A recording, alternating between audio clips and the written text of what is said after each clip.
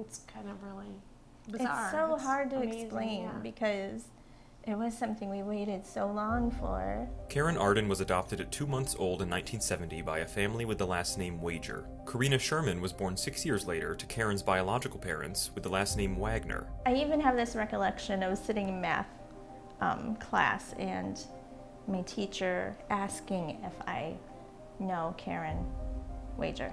Him saying we were both short and our names were similar and we had mannerisms that were similar. They both grew up in Schuyler County and at one point appeared in the same yearbook. Karen passed her cousins and half-siblings in the hallways without realizing it. She even babysat for one of Korina's good friends a few houses down the street. Karen tried to search for her family in court records in 1995, but they were sealed. Then Korina started her online search in 2001 after their biological father died and her aunt told her she had a sister. For 19 years, Korina contacted other adopted women online with no luck.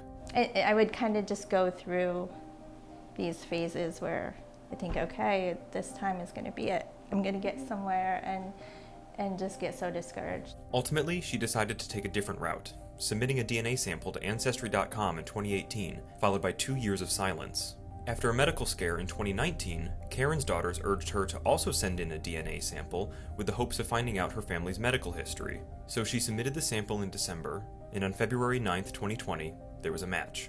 I get up on the couch and I'm having my coffee and I'm looking at my email and it says, "You have 100% match." I was like, oh my God, this cannot be real. So Karen sent a message. Meanwhile, Korina saw she had a DNA match, but carried on with her day because she assumed it was another match of a distant relative like so many she'd gotten over the last 2 years. We came home and I started dinner and we went outside to play in the snow and I said, oh my goodness, I need to go look at that message. So Korina responded, and for hours that night they texted back and forth, telling each other their stories and filling in the details.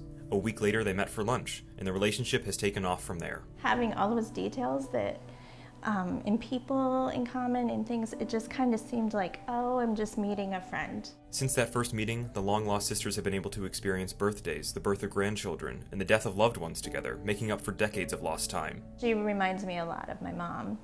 Just her eyes and her hair, and it's just amazing. Reporting in Horseheads, Carl Aldinger.